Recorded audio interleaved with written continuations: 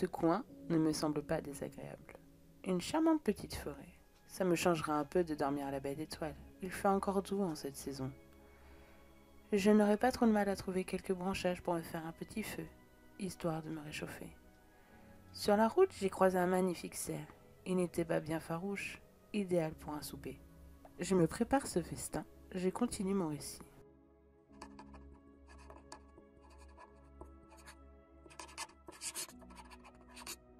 Ah, je n'ai pas le choix de m'arrêter quelques heures. Ma dernière mission n'a pas été de tout repos. J'ai été blessée à mon bras, une belle entaille qui me faudra un bon petit bandage. Heureusement que j'ai ça sur moi pour chaque éventualité d'attaque qui pourrait tourner mal. Je ne suis pas immortelle comme certains chasseurs de monstres. J'ai tout de même quelques failles. Je n'ai pas une auto-guérison. Je reste une humaine avant tout dans un corps de mortel. Une fois que j'ai quitté les lieux, je repris mon chemin tranquillement. Sur la route, je n'ai croisé personne. C'était calme, agréable. Je me suis donc perdue dans mes songes de ces dernières missions. Certaines étaient dégoûtantes. Mais ma réputation n'est pas très haute encore. Mais les gens commencent à parler de moi.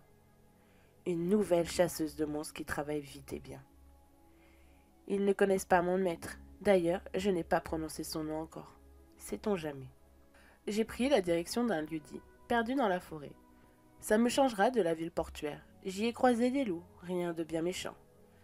Des paysans travaillant dans leurs champs de choux bleus, histoire d'avoir quelque chose à pouvoir récolter cet hiver. On ne sait pas ce que nous prévoit Mère Nature, alors on essaye de faire de belles récoltes. Justement, un paysan m'a interpellé. Bien le bonjour, madame. Où allez-vous comme ça? Les chemins ne sont pas très sûrs pour une dame. Je vais dans le lieu-dit qui se trouve non loin. Pourquoi me dites-vous que ce n'est pas sûr? Y a-t-il quelque chose dans cette forêt ou parce que je suis une dame comme vous dites? Je ne veux pas vous vexer. Pas du tout. C'est surtout la nuit le danger rôde. On raconte des histoires, vous savez. Même si je vois bien que vous êtes équipée. Vous ne seriez pas une chasseuse de monstres par hasard? Je suis bel et bien une chasseuse de monstres. Qu'avez-vous donc à me dire? Moi, pas grand-chose. Je suis un simple paysan qui prépare son champ pour l'hiver. Essayez plutôt d'aller voir les fermiers. Ils ont un problème avec leur bétail. Une attaque ou je ne sais quoi. Merci des conseils, j'y vais de ce pas. J'ai donc écouté ses conseils. J'ai pris la direction qu'il m'avait indiquée. Cela ne m'a pas pris bien longtemps étant donné qu'ils étaient quasiment voisins. L'odeur du fumier se fait vite sentir, me confirmant ma destination. J'ai fait un rapide tour du propriétaire pour au final trouver dans son étable s'occupant de ses bêtes. C'étaient de très belles vaches, parfaites dans une assiette. Le fermier était à côté d'une vache visiblement blessée, très certainement une attaque d'un gros prédateur. Au vu de la taille et de la profondeur de la marque de griffe, l'homme était tellement pris dans son travail qu'il m'a remarqué qu'à la dernière seconde. Il fut tellement surpris qu'il en perdit son langage. Je l'ai donc brisé la glace. Bonjour, excusez-moi d'arriver ainsi. Je suis une chasseuse de monstres, de gros animaux et autres bestioles. Je viens de la part de votre voisin qui m'a dit que vous aurez grandement besoin de mes services. Et d'après ce que je vois, il n'avait pas tort. Ah, oui, j'ai plusieurs de mes bêtes qui se sont fait attaquer hier soir. Vous voyez la pauvre qui est là? C'est la seule qui a pu s'en échapper. Et à vrai dire, je ne sais vraiment pas qu'est-ce qui a bien pu faire ça. J'ai bien sûr pensé à aller voir par moi-même pour protéger mes animaux. Mais vous avez vu la taille de ses blessures? Elle ne ferait qu'une bouchée de moi. J'aimerais vous conseiller fortement d'éviter d'y aller. Mais je dois avouer que vous m'aideriez énormément en le faisant. Très bien, j'accepte la mission. Par contre, je vous préviens, ça ne sera pas gratuit. Pas de souci. J'avais déjà pensé à engager quelqu'un de toute façon. J'ai de quoi payer. Mais je ne vous cacherai pas que j'avais pensé à une personne un peu plus masculine pour cette tâche. Je vous payerai. Mais uniquement quand la créature sera morte et que vous m'en aurez apporté la preuve. Excusez ma méfiance. Mais je n'ai pas les moyens de payer plusieurs chasseurs. Bien sûr, dites-moi juste où je dois me rendre et ça sera fait. Prenez simplement le petit chemin qui part en direction des bois. Il y a des années de ça, il nous permettait de rejoindre la ville voisine. Aujourd'hui, plus personne n'ose l'emprunter. Je ne pense pas que ça vous mènera directement dans le nid de la créature, mais ça devrait bien vous en rapprocher. Bonne chance à vous. Ah, une dernière chose. S'il vous plaît, réussissez cette mission. Jusqu'à présent, la défaite n'est pas dans mes habitudes. Je reviens avec sa tête. Je suis donc reparti en direction de la forêt, en suivant le chemin que le vieil homme m'avait gentiment indiqué. C'est une forêt totalement ordinaire, je dois dire. Rien de bien méchant. Mais je ne pense pas à des loups. Quand j'ai vu la taille de la blessure de la pauvre vache, j'avais pensé à des araignées géantes. Mais la forêt n'est pas assez sombre pour cette race qui est assez craintive de la lumière du jour et aucune toile dans les environs. Un ours aurait pu faire le travail, mais ils sont tellement rares dans cette région. Surtout que depuis quelques années, juste avant la guerre, le duc de Titonia avait officiellement fait rajouter une peau d'ours sur l'uniforme de leur milice. Ça a été une vraie hécatombe pour leur espèce. Alors, qu'est-ce que ça peut être? J'ai une petite idée, mais je dois d'abord vérifier une théorie. Je me suis mise alors à la recherche d'un gros animal herbivore afin de l'utiliser en guise d'appât. Les vaches, pas question. Le fermier en a bien assez perdu comme ça. J'ai remarqué que la forêt était pleine d'oiseaux éléphants. Ils seront parfaits pour cette tâche. Grands, bruyants et bien appétissants. Un spécimen isolé du groupe ne passera pas inaperçu aux yeux des prédateurs. Ce genre d'autruches de plus de 3 mètres de haut, très gloutons et qui se reproduisent comme des lapins sont de vrais fléaux pour une grande forêt comme celle-ci. Je suis sûre que le grand troupeau que je viens de voir pourrait facilement la dévorer en à peine un an. Il faudra que je prévienne le fermier pour qu'il diminue leur nombre. J'ai rapidement pu attraper l'un d'eux avec une simple piège à cordes. Ils sont de nature peureuse. Je décidai donc de prendre ce bel appât, le placer dans ce petit coin bien ouvert sur différents points. J'avais une vue dégagée sur le fameux chemin que plus personne ne voudrait prendre. Ensuite, 3 axes potentiels qu'une grosse créature pourrait venir. Notamment provenant du centre de la forêt. Une fois l'oiseau éléphant placé là où je le voulais, sans oublier de lui faire une petite blessure pour que l'odeur du sang arrive au nez de ma future proie encore inconnue, je me cachai donc dans un buisson bien dense de menthe. Personne ne pourrait me voir ni me sentir. J'ai donc attendu comme cela quelques heures. Je ne remarquai rien de spécial, à part mon ennui mortel jusqu'à la tombée de la nuit. Une fois celle-ci arrivée, l'ambiance fut totalement différente. Les animaux diurnes dont les oiseaux éléphants avaient quasiment quitté la forêt, laissant apparaître des animaux nocturnes, comme les hiboux, des chouettes, des loups, ainsi que tout plein de petits rongeurs fuyant leurs prédateurs. L'appât s'est finalement endormi après une après-midi d'agonie. J'étais prêt à me décourager et à revenir demain, quand soudain j'entendis des bruits de branches cassées sous un bois assez lourd, ainsi qu'un étrange bruit comme si quelqu'un aimait l'air.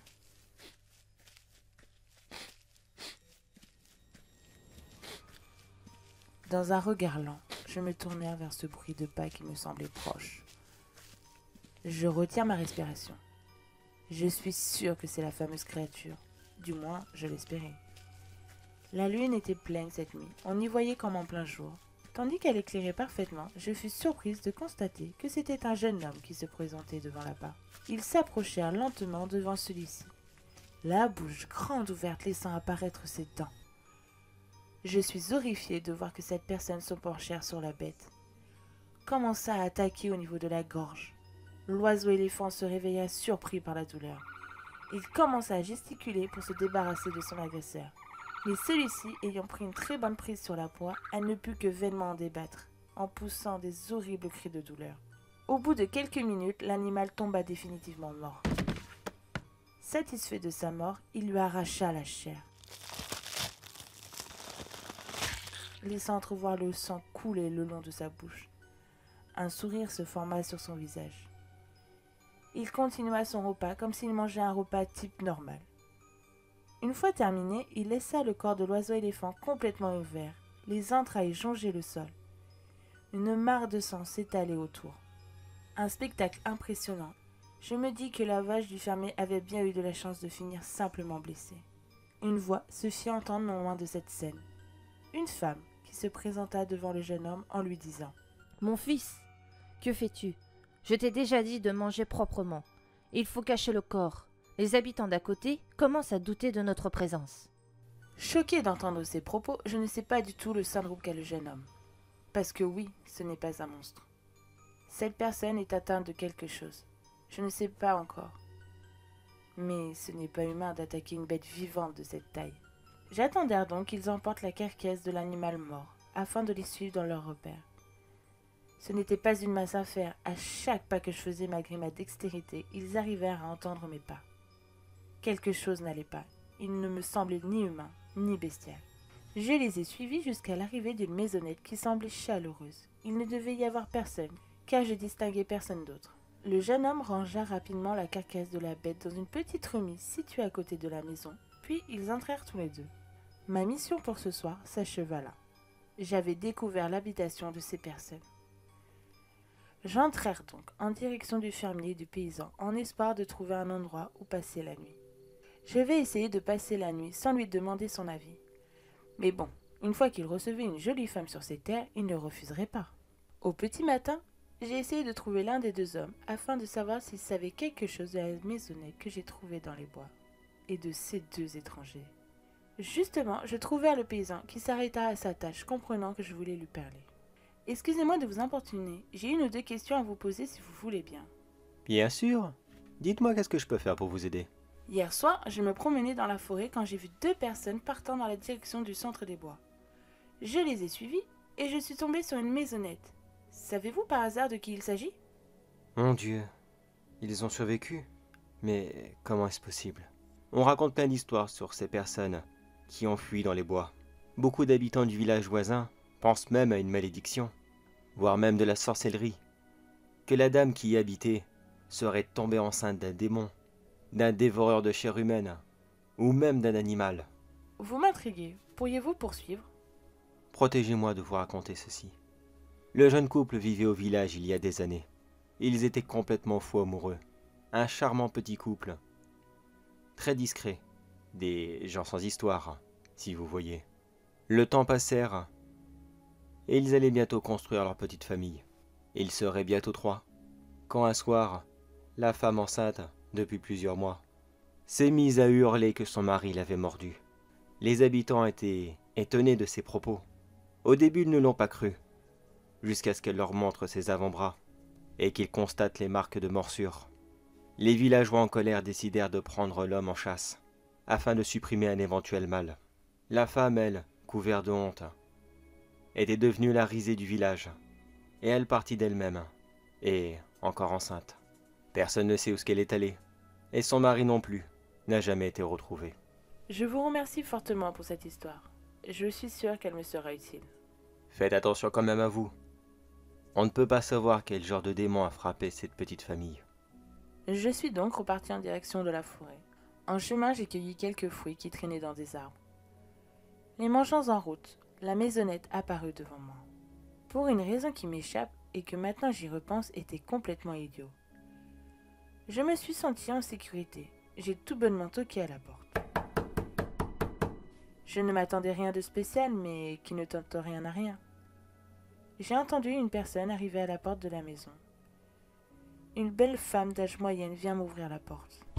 Elle était très belle. De longs cheveux bruns lui tombaient au niveau de ses hanches. Un regard envoûtant d'un vert émeraude, et vêtue de sa peau de bête qui me rappelait l'oiseau éléphant vu hier soir. J'ai dû la surprendre en train de préparer son repas. Ça sentait divinement bon à l'intérieur. Peut-être que mes fruits trouvés plus tôt ne m'ont pas rassasié. D'un air surpris, elle me demanda « Oui, bonjour. Qui êtes-vous? Que faites-vous ici ?» Il ne m'a pas fallu longtemps pour reconnaître cette voix. C'était la femme de hier soir. Cette même voix qui avait appelé à l'ordre le jeune homme avec la pauvre bête. J'essayais de me faire passer pour une simple voyageuse. « Oh, excusez-moi de vous déranger, j'ai suivi le chemin qui mène au centre de la forêt. Et j'ai suivi cette délicieuse odeur qui m'a emmené à chez vous en espérant solliciter un repas. J'ai marché depuis des jours sans trouver une ville ou même un village. » Après avoir joué un petit jeu de regard interlocuteur, elle me dit « Mais bien sûr, entrez donc. Justement, nous nous apprêtons à passer à table. » J'avais de la chance. Les deux personnes étaient donc là. Je pouvais observer ces individus, essayer de comprendre ce qu'ils sont. Le jeune homme en lui-même était assez banal. Dans le noir, je n'avais pas bien vu. Comme sa mère, il était brun, dans la caserne, une corpulence des plus normales au vu de son âge. L'intérieur de la maison était aussi bien cousu et bien décoré. Rien ne pouvait laisser penser qu'une créature habitait ces lieux. La dame me sortit de mes pensées en me proposant un appétissant repas. Bon, soyez honnête 5 minutes envers nous. Nous sommes, après tout, entre personnes civilisées. Je vous ai senti hier soir, durant le repas peu discret de mon fils. Que nous voulez-vous? J'imagine que si vous vouliez nous tuer, vous l'auriez fait. Non? Car moi, je peux toujours vous tuer, facilement et maintenant. En effet, je suis une chasseuse qui a été envoyée pour comprendre pourquoi le bétail des fermiers disparaissait sans laisser aucune trace. Je vous ai effectivement surpris hier, votre fils et vous-même, en train de dépecer cette pauvre animal que j'avais laissé en guise d'appât, voyant ce que je pourrais attirer. J'ai été très surprise à voir des gens normaux, mais qui êtes-vous? Asseyez-vous et dégustez votre repas. Nous allons en avoir pour un petit moment. J'imagine que le fermier et le paysan en bas vous a raconté que nous étions un charmant petit couple sans histoire, mais que nous avions disparu après que j'ai crié que mon mari m'avait mordu, étant enceinte bien avancée. Ils m'ont rapidement raconté cela. Que honteuse de ce que vous était arrivé, vous êtes partie sans vous retourner, et que les villageois n'ont pas su retrouver votre mari. Ce n'est qu'une partie. Ils n'ont pas su la totale vérité de mon histoire cette nuit-là. Quand mon mari est entré ce soir-là, il avait une profonde morsure sur lui. Il a titubé. Il était incapable de me dire ce qui était arrivé. Moi, j'ai simplement pensé à un loup. Il y en avait beaucoup à cette époque. Je me suis donc occupée de lui, comme je le pouvais, le nettoyant sa blessure, essayant de lui faire tomber sa fièvre. Il en tremblait. Son corps était brûlant et rempli de spasmes. Mais je n'ai fait qu'inviter le mal chez moi. Je n'ai pas pu le soigner. Mon mari a subitement changé. Il avait une apparence bestiale, couvert de poils, tout le long de son corps. Il se tenait debout, sur deux pattes, une gueule béante, remplie de dents, prêt à manger tout ce qui pouvait se trouver à sa portée. Il a bondi sur moi. J'ai juste eu le temps de présenter mon bras, protégeant mon visage, qui finit par mordre. Mais quelque chose, à la dernière seconde, lui a fait relâcher sa prise, comme s'il savait qui j'étais et qu'il luttait contre cette bête. J'en ai donc profité pour sortir de chez moi, en criant à l'aide, en espérant qu'un voisin pourrait m'aider. Ils m'ont immédiatement demandé ce qui s'est passé. Puis, ils sont partis chasser mon mari, qu'ils avaient imaginé devenu un démon. Me retrouvant seule, j'ai rapidement compris que j'allais devenir comme lui, certainement, dû à la même blessure que lui. Par peur de la suite, pour moi et mon futur enfant, j'ai décidé de prendre la fuite, à travers les bois, un je ne sais quoi, où vivre, caché, loin des habitants et de mon mari, qui me fait peur, rien que d'y penser. Ça n'a pas manqué. À la lune suivante, je me suis retrouvée sur deux pattes, des poils partout, et cette gueule qui veut toujours attaquer n'importe quoi et n'importe qui. Elle tourna la tête en direction d'Hector, son fils, qui ne perdait pas une minute de récit de sa mère. Pourrais-tu aller nous chercher du bois dans la remise, s'il te plaît? Le feu commence à s'éteindre. Son fils, sans un mot, acquiesça et alla chercher du bois. Elle attendit qu'il sorte en le suivant du regard. Puis, une fois que la porte refermée, il se tourna face à moi pour continuer son récit. J'ai fait quelques allers-retours au village, afin de trouver quelques livres pour expliquer mon mal. Je suis devenue lycanthrope, mais j'imagine que pour une chasseuse comme vous, vous n'êtes pas surprise. Hector, lui par contre, ne s'est jamais transformé.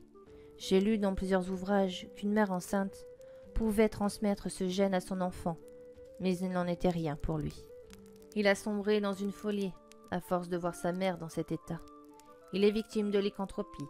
Son corps n'est pas lycanthrope, mais son esprit est de la même trempe que moi, d'où cette violence que vous avez vue hier soir. Je vois. Mais dites-moi, pourquoi attaquez-vous le bétail? Vous savez que vous risquez gros en vous approchant du fermier. Ce n'est pas nous qui attaquons les bêtes. Je pense que c'est mon mari qui cherche à se faire passer pour nous, pour que les habitants du village nous cherchent et bien sûr nous tuent. Qui me dit que vous partagez pas les méfaits? Dois-je vous faire confiance car vous m'avez fait des aveux sur la créature que vous êtes? Si je participerais à ce massacre, je ne me serais pas donné la peine de tout vous raconter et vous inviter chez moi. Au contraire, mon fils et moi faisons tout pour la préservation de cette forêt. Regardez votre bol, par exemple. Vous n'avez pas remarqué ce que vous mangez depuis tout à l'heure? C'est de l'oiseau éléphant. Si nous les laissons faire, ils détruiraient le paysage en seulement quelques jours. J'ai toujours grandi dans les alentours. Alors voir ce lieu disparaître, c'est impensable. Surtout d'une espèce soi-disant nomade. Il est beaucoup trop fort pour moi. S'il vous plaît, soignez-le du mal qu'il le ronge. J'ai malheureusement rien à vous proposer, à part vous faire la promesse de ne jamais m'en prendre à qui que ce soit, et surveiller mon fils pour qu'il soit sur le bon chemin, si je puis le dire ainsi. Je ne sais pas quoi en penser. J'ai envie de lui faire confiance. Elle me semblait honnête. Très bien, je vais m'occuper de lui, sans vous donner la promesse que j'y arriverai à le soigner. Restez ici pour ne pas que je me trompe de lycanthrope. Ça serait fâcheux que votre enfant devienne orphelin. Je reviendrai vous voir quand tout ceci sera terminé. J'ai rapidement terminé mon bol, puis je lui fais un geste de la main pour lui dire au revoir, juste avant de sortir de chez elle. Je vis au passage le jeune Hector qui revenait avec le bois que sa mère lui a demandé. Je lui ai envoyé un petit sourire, mais il ne me l'a pas renvoyé. Il semblait contrarié par quelque chose. Peut-être était-il au courant de l'histoire de sa mère, je ne sais pas. Mais je n'ai pas le temps pour ça. J'ai marché pendant des heures dans la forêt à la recherche d'une tanière, une cabane ou n'importe quoi qui signifierait la présence de quelqu'un d'autre dans les bois. Mais rien. Rien ne laissait penser à un autre lycanthe dans le coin. Soit il se cachait beaucoup trop, soit il a réussi à vivre plus ou moins correct parmi les humains. Maintenant, pour les démasquer, ça sera une autre histoire. Le mieux, ça serait de retourner faire du porte-à-porte avec le premier que j'ai croisé en arrivant ici. D'abord, le paysan. Comme d'habitude, il était dans son champ à cultiver ses choux bleus. Il m'a remarqué qu'à la dernière seconde. J'ai avancé dans sa direction, m'attendu afin de le saluer. Je suis déjà sûre que ce n'était pas lui, car ma bague en argent que je porte immédiatement l'aurait brûlée.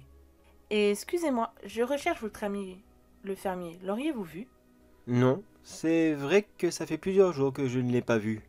Ça doit même être vous qui l'ai vu la dernière fois. Mais dites-moi, on parle bien du même. Un petit roux avec les cheveux courts. Pas du tout. Celui que j'ai vu avait des cheveux bruns. Désolé, mais je ne connais personne qui ressemble à cette description. Comprenant immédiatement la situation, je partis en direction chez le fermier. Je pense que même l'autre a compris, mais ne m'a pas suivi. Quel courage! Je suis arrivé à toute vitesse afin d'être sûr de ne pas le manquer.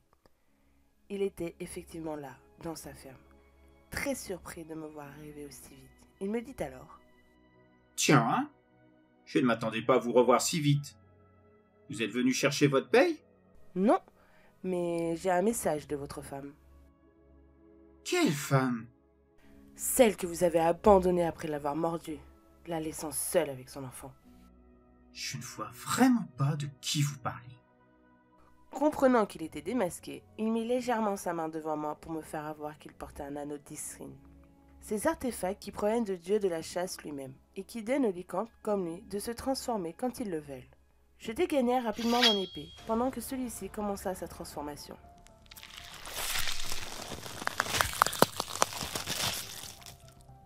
Cela fut très rapide et très bref.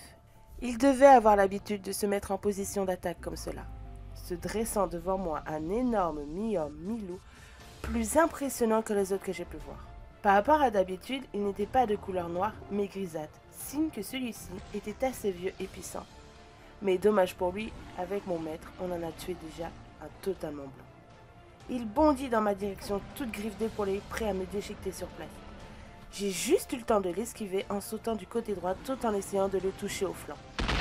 Mais il attrapa mon épée au vol et me projeta en arrière. Apparemment, il sera plus difficile à le tuer qu'une orbe de ghouls. Il bondit de nouveau dans ma direction, me laissant le temps de brandir ma dague face à lui. Il me plaqua au sol sous son énorme masse.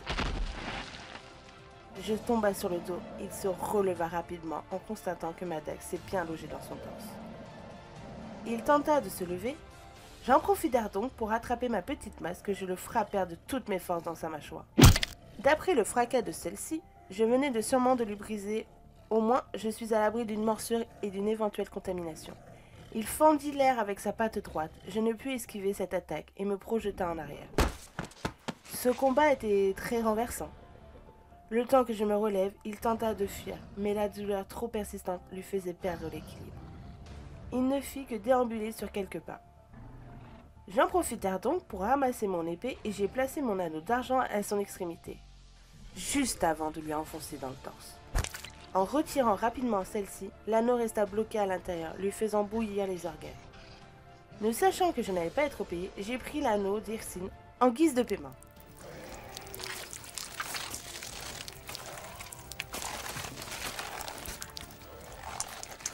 Il aura fallu que 10 minutes pour qu'il meure de ses nombreuses blessures. Comme le veut la coutume, j'ai mis le feu à son corps pour être sûr que la malédiction ne se propage plus à travers lui.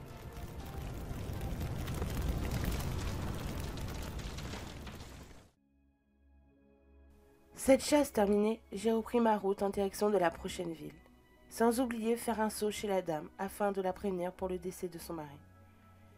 Mais maintenant une nouvelle question me reste en tête. Qu'est-ce qui est devenu le lycante qui l'a contaminé depuis maintenant plusieurs années ?